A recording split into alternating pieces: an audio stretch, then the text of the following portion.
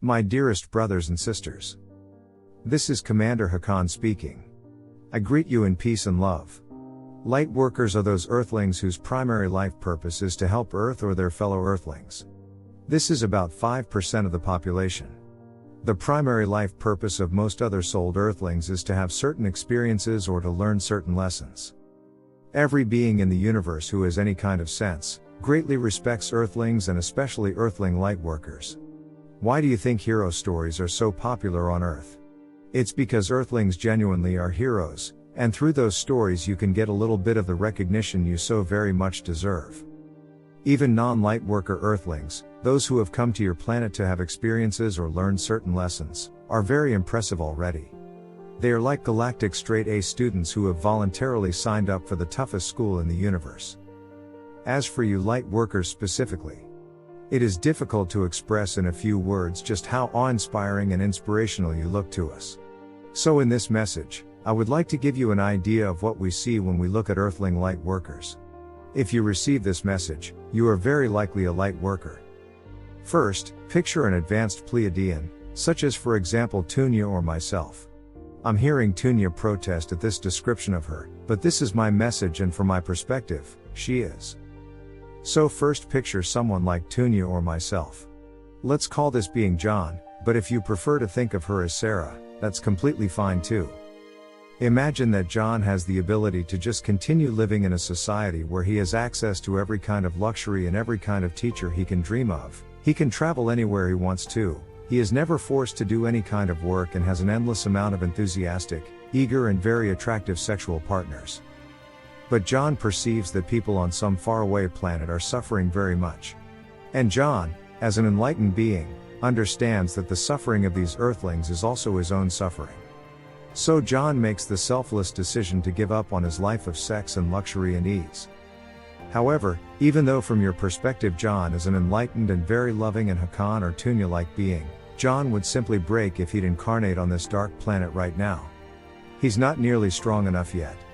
At best John would live a life of work and addictions and little else, and at worst John would turn to the dark side. So John spends hundreds of years studying and preparing in order to be ready to help those faraway people. After a while, the gravity of the mission dawns on him. He's not just going to give up his cushy life for an existence of work and pain. He's not just going to lose his memory, his God consciousness and contact with his galactic family. He's not just reducing his lifespan from 1,000 years to 80. But he also risks being trapped in a reincarnation loop by dark forces, although this has very recently been disabled. And he risks being tempted to sell his soul. And what is the plan, really? Voluntarily enter a terrible prison, forget everything, let yourself get brutalized and somehow hope that you will find your way back to the light in the intense darkness? A teacher of John answers, the light is so strong that even a candle can illuminate an entire room. You don't need to fix Earth single-handedly. You will be there with many, many galactic brothers and sisters who will also do their part. You are a bright soul and even if you just exist there on Earth without doing anything, your light will help your fellow man. Just by existing on Earth you will offer your vibration to the collective subconsciousness of humanity, and in doing so, raise it. John has a crisis of faith and seriously considers going back to his life of luxury and sex and travel. But after a month, he refocuses himself on his studies. Because really, the dark forces on this Earth planet may have an inflated ego, but they're not even nearly as strong as the light is. In the end, Source or God always wins. The day of evaluation comes. An Earthling baby will get conceived and needs a soul. There is John there, and 19 other souls who have also trained for centuries to help Earth. Only the most capable out of those 20 people will be allowed to be born on Earth. Most of those 19 other beings are similar to John. They're people like Hakann or Tunia, who have then trained for centuries specifically to help Earth and get stronger. And out of 20 of those, only one will be judged to be strong enough to be able to undertake the mission. Only one will become a light worker. John is at peace. He knows that he is doing his best to serve God, and that is all that is required. If he gets chosen, so be it. If he does not get chosen, he can have peace with that too, because he genuinely did try to serve God as best as he could. John does get chosen. John then suffers terribly during several incarnations on Earth.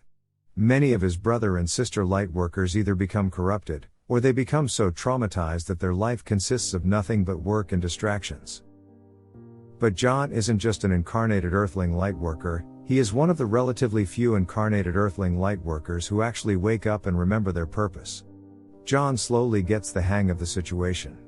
And he helps humanity profoundly, far more than he is consciously aware of. Without realizing it, he is easily one of the strongest souls of the entire universe.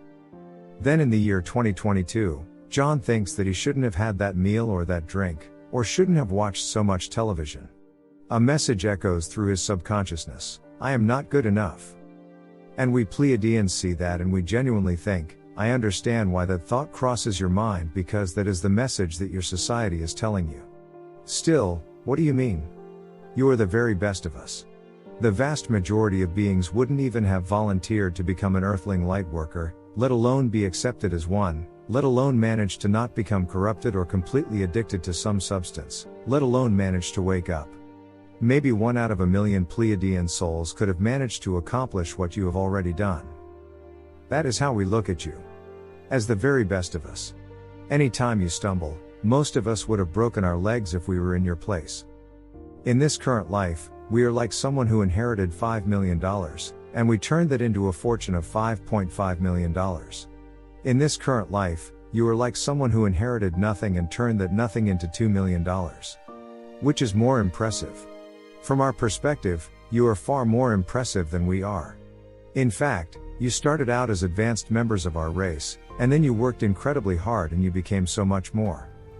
We really don't think it's all that special that we're able to be loving towards other beings, when we live in what you would think of as a utopia. We're much more impressed that you are often able to be loving even in a dark environment. That is much more special in our eyes. No, lots of Pleiadians would not be able to do that. Don't think that just because we're able to be loving while living in a utopia, that we would be able to be loving while living in a very dark world. So, I am being 100% sincere when I say that you are deeply loved. You are deeply respected. You are the very best of us. And from our perspective, you are already more than good enough.